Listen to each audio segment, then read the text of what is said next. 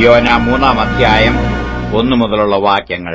യഹോവയുടെ അരുളപ്പാട് 2-ാം പ്രാവശ്യം യോനയ്ക്ക് ഉണ്ടായത് എന്തെന്നാൽ, നീ പുറപ്പെട്ട് മഹാനഗരമായ നീനവയിലേക്ക് ചെന്നു ഞാൻ നിന്നോട് അരുളി ചെയ്യുന്ന പ്രസംഗം അതിനോട് പ്രസംഗിക്ക.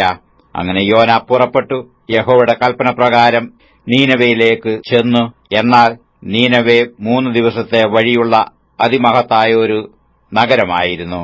യോന നഗരത്തിൽ കടന്നു ആദ്യം 1 ദിവസത്തെ വഴി ചെന്നു. ഇനി 40 ദിവസം കഴിഞ്ഞാൽ നീനവെ ഉന്മൂലമാകും എന്ന് ഘോഷിച്ചു പറഞ്ഞു. എന്നാൽ നീനവേക്കാർ ദൈവത്തിൽ വിശ്വസിച്ചു ഒരു ഉപവാസം പരസ്യം ചെയ്തു. വലിയവരും ചെറിയവരും ഒരുപോലെ രട്ടെടുത്തു. വർത്തമാനം നീനവെ രാജാവിന്റെ അടുക്കലെത്തിയാറെ അവൻ സിംഹാസനത്തിൽ നിന്ന് എഴുന്നേറ്റ് രാജവസ്ത്രം നീക്കിവെച്ചു രട്ട് പുതച്ചു വെണ്ണീറിൽ ഇരുന്നു.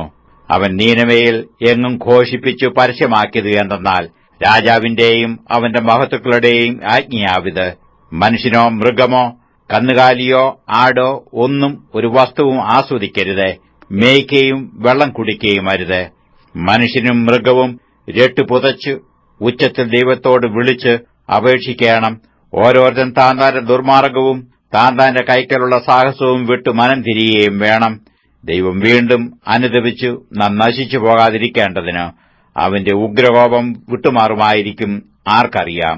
അവർ ദുർമാർഗം വിട്ടുതിരിഞ്ഞുവെന്ന് ദൈവം അവരുടെ പ്രവൃത്തികളാൽ കണ്ടപ്പോൾ താൻ അവർക്ക് വരുത്തും എന്ന് അരുളി ചെയ്തിരുന്ന അനർത്ഥത്തെക്കുറിച്ച് ദൈവം അനുതപിച്ചു, അത് വരുത്തിയതുമില്ല.